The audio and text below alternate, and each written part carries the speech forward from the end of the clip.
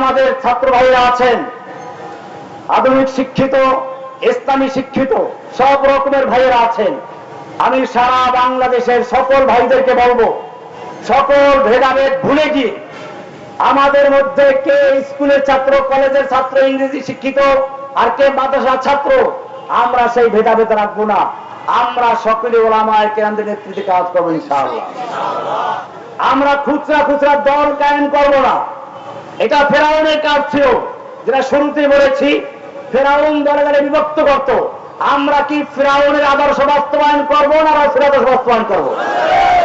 আল্লাহর নবী সাল্লাল্লাহু আলাইহি ওয়াসাল্লাম মদিনায় গিয়ে আউস এবং খাজরাজদেরকে ঐক্যবদ্ধ করেছিলেন না বিচ্ছিন্ন করেছিলেন? ঐক্যবদ্ধ করেছিলেন। ফেরাউন ঐক্যবদ্ধ করেছিল না বিচ্ছিন্ন করেছিল? কাজে মনে রাখতে হবে, আমাদেরকে ঐক্যবদ্ধ করার চেষ্টা করতে হবে, বিচ্ছিন্ন